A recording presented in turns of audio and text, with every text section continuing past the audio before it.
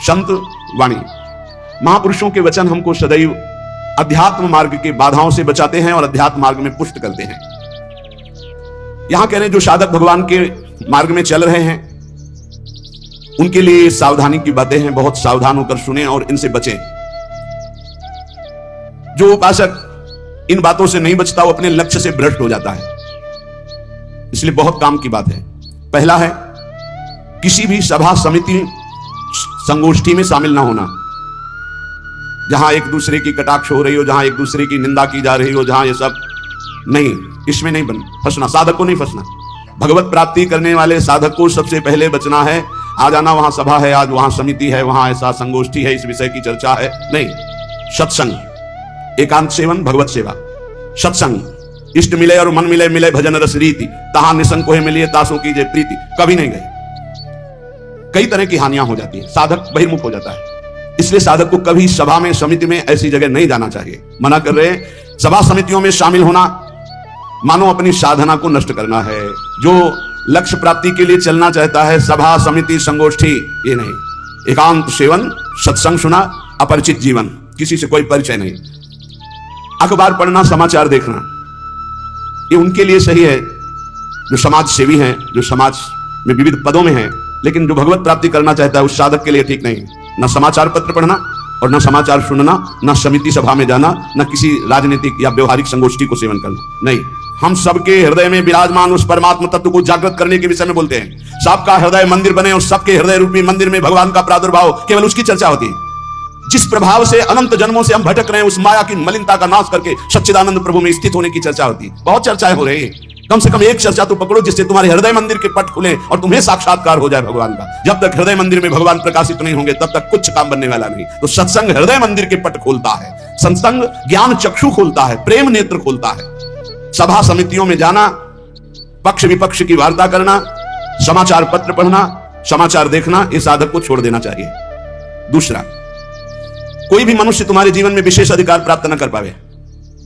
कोई भी पूरी सृष्टि में विशेष अधिकार, अरे वो अपने हैं, तो फिर श्यामा श्याम तुम्हारे कैसे रहे? श्यामा श्याम तो तभी अपने माने जाएंगे जब कोई और अपना ना हो। मेरे तो गिरधर गोपाल दूसरों न कोई। सिद्ध महान प्रेम रस में डूबी हुई मीरा जी के वचन, मेरे तो गिरधर गोपाल दूसरों न कोई। गोस्वामी तुलसीदास जी, एक भरोसो एक बल एक आस विश्वास, एक राम घनश्याम हित चातक तुलसीदास।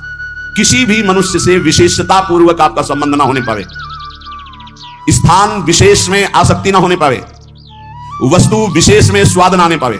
भगवत प्राप्ति करना है तो दूसरी बात, सावधानी पूर्वक।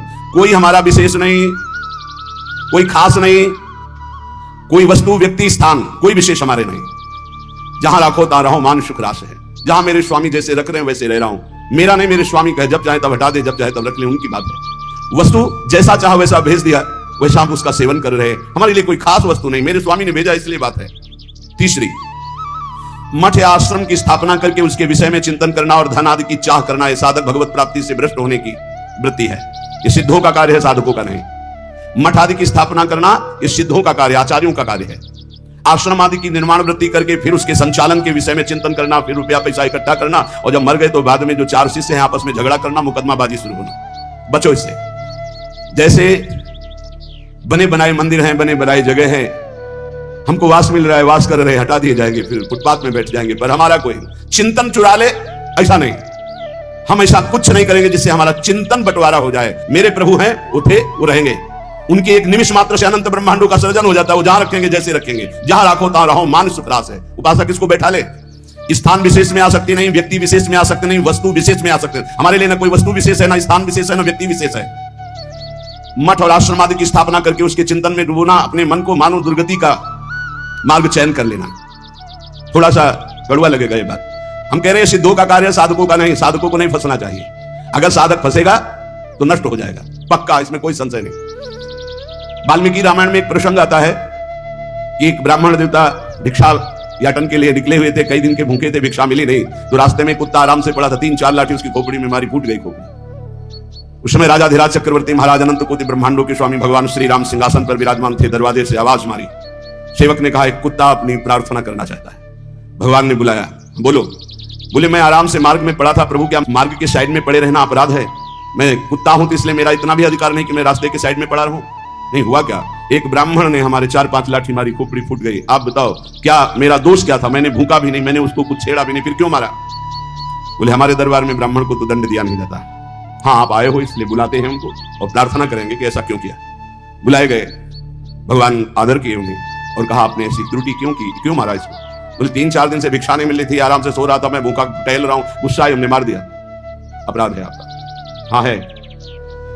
कुत्ते से कहा कि मैं तो दंड नहीं दे सकता क्योंकि हमारे दरबार में ब्रह्म ऋषि को दंड नहीं दिया जाता, आप दंड निर्धारित कीजिए, क्या दंड दिया जाए? उनका कलिंजर पर्वत का इनको महंत बना दिया जाए। तो ये दंड है, पुरस्कार।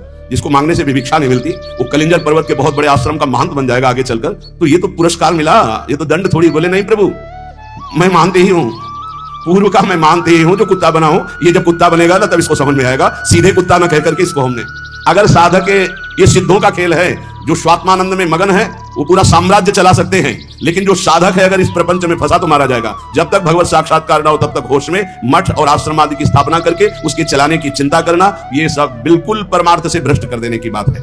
चौथा, साधन में आलस्य, प्रमाद अपनी दिनचर्या में कभी नहीं होना चाहिए। गुरु प्रसाद से अभी तक, अब आगे भगवान जाने, अगर 102 बुखार भी है और हमारा नियम है 12:30 बजे 1 बजे जगना, तो जगना है, जगना। पैदल आते थे, अब ठीक उसी समय राउंड लगा के अपनी दिनचर्या है, अपनी दिनचर्या में 1 मिनट का फर्क नहीं। या तो आराम से सो सकते हैं, नहीं, आराम कहां, जब तक शरीर में श्वास है आराम नहीं।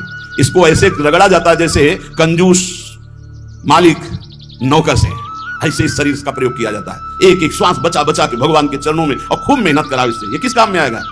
खा खा के अगर वजन बढ़ा रहे हो तो लकड़ी का वजन बढ़ेगा, फूंक दिया जाएगा शरीर, और किस काम में आएगा? ना उठने में सुविधा, ना दिनचर्या में सुविधा। जब शरीर बढ़ जाता है ना, अरे थोड़ा कम खाओ, खूब इसको व्यायाम प्राणायाम, अपनी दिनचर्या मेहनत करो, खूब नाम जप करो, भजन करो, इसके लिए मिला है। बोले साधन में आलस्य नहीं होना चाहिए, अपनी दिनचर्या में प्रमाद नहीं होना चाहिए। किसी भी साधक, दिनचर्या में प्रमाद का मतलब है अपने जीवन को नष्ट करना। ये नींद अच्छा है यार, राधा राधा रटना अच्छा है, हम कहते थोड़ा सो लो। नींद में केवल सुख जो मिलता है वो 5-6 घंटे संसार का चिंतन छूट गया, इस बात का है। तो तुम बैठे बैठे जागृत में यदि ऐसा अभ्यास बना लो, उसे समाधि कहते हैं। न जागृत है, न स्वप्न है, न सुषुप्ति है, भगवदाकार वृत्ति है। इसी के लिए तो हमारा मानव जीवन हुआ है। साधक अपनी साधना में प्रमाद न करे, कभी 3 बजे, कभी 4 बजे, कभी 5:30 बजे, कभी 2 बजे, ऐसी दिनचर्या नहीं। एक राइट दिनचर्या, 2, 4, 5 मिनट की बात अलग, पूरे जीवन, आजीवन एक दिनचर्या चलनी चाहिए साधक की। फिर कर लेंगे प्रमाद, दीर्घ सूत्रता, ये नहीं होना चाहिए।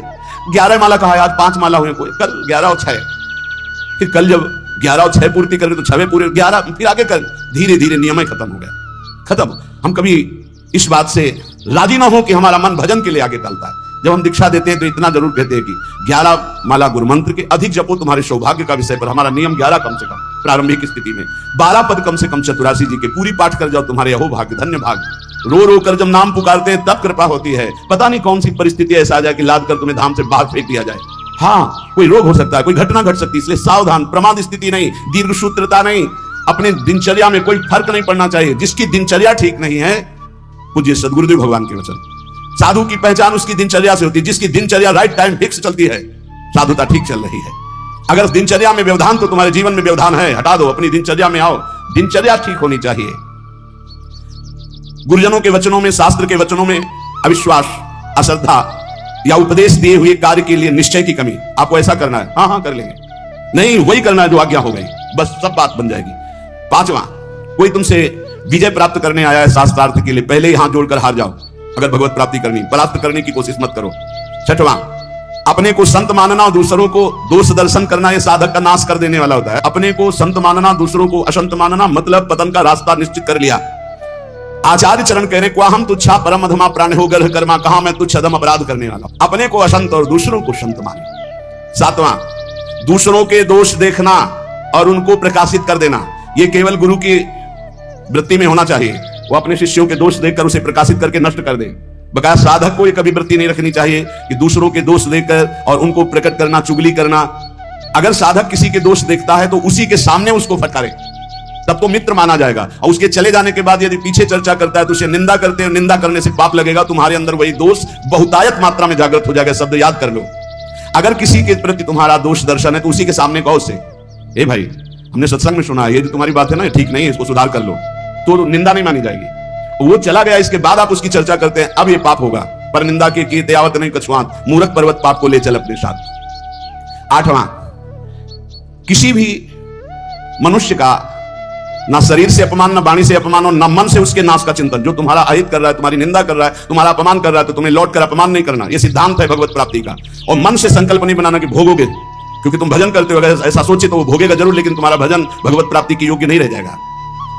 9वां, पर चर्चा, बैठकर सदैव दूसरे के विषय की चर्चा। ये साधकों में कुछ दोष होते हैं, इसलिए इसका सुधार करना चाहिए। पर चर्चा, पर निंदा से साधक को बहुत बचना है। ये जबान बहुत दुष्ट है, इसको रोको, वाणी को रोको। वाणी एक अमोल है, जो कोई बोले जान, हे तराजू तौल के तब मुख बाहरान। और 10वां, सीरियल, नाटक, सिनेमा, नौटंकी, ये सब साधक नहीं। असत साहित्य नहीं पढ़ना, नहीं देखना, नहीं सुनना, बहुत बड़ा प्रभाव पड़ता है। इससे बहुत बड़ा प्रभाव पड़ता है, बहुत बड़ा प्रभाव पड़ता है। आपको अनजाने में पतन के मार्ग में आपको ले जाएगा। आपको सुनना है सत्संग, तो सुनने वाला यंत्र रखिए। ये सुनने के लिए ये जो टच वाला मोबाइल है, बचो इससे, पक्की बात है। इसको हम बहुत प्रार्थना पूर्वक निवेदन करते हैं कि साधक जो घर से निकला है भगवत प्राप्ति के लिए, टच वाले मोबाइल से बचे। जहां भगवत प्राप्ति की लालसा से आपने वैराग्य लिया, वहां भोगों की लालसा पैदा कर देगा। जहां आप खोले मोबाइल, तो आपके ऑप्शन ही ऑप्शन है। और मन कभी भगवत ऑप्शन सुनना चाहे तो बड़ा पवित्र मन होता है। हाँ, ये संसारिक बात है। इसमें क्या है? अच्छा, इसमें क्या है? ढूंढते ढूंढते वहां पहुंच गए जहां नहीं पहुंचना चाहिए, और आपको नष्ट कर देगा। सत्संग सुनना है तो यंत्र रखो सत्संग सुनने का। अगर आपको सही माने में मोबाइल का ही प्रयोग करना है, बहुत जरूरी है, तो हम कहते हैं छोटा वाला मोबाइल रखो। लेकिन नहीं, स्मार्ट, बड़े स्मार्ट बने हो, माया से थोड़ी तुम्हारी स्मार्टगिरी चलेगी। माया तुमसे ज्यादा स्मार्ट है, उसी स्मार्ट में फंसा देगी। स्मार्ट तो कहते हैं उसे, स्मार्ट मोबाइल कहते हैं। हाँ, तुम्हारी स्मार्टगिरी नहीं चलेगी माया के आगे। वो एक दृश्य दिखाकर, मछली के मैथुन को देखकर सौ भरी महात्मा जल में समाधिस्थ रहते थे, साधना भ्रष्ट हो गई।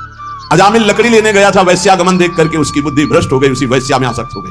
प्रार्थना है, बहुत बिना मोबाइल के नहीं चलता, तो 1800 वाला ले लो, 2000 का जो नहीं आता इतना। भाई बहुत है, बात करनी है, कहीं कोई तुम्हारा पदाधिकारी हो तो भाई देख लो।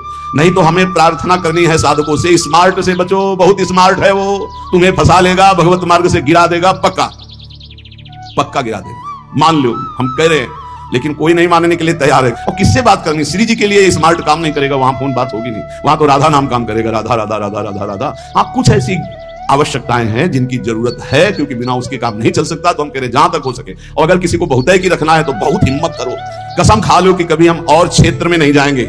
बहुत बड़ा क्षेत्र है। आज कोई भी व्यक्ति हमको प्रायः ऐसा नहीं दिखाई देता जिसकी कनपटी में मोबाइल ना लगा हो। भगवान का ये बहुत विचित्र, कलयुग भगवान ने ये यंत्र चलाया है, बहुत विचित्र। ये भगवान की बहुत माया चली। तो कह रहे नाटक, सिनेमा, फिल्म, सीरियल, समाचार, बचो भाई। अगर भगवत प्राप्ति करना है तो थोड़ा सावधान हो जाओ।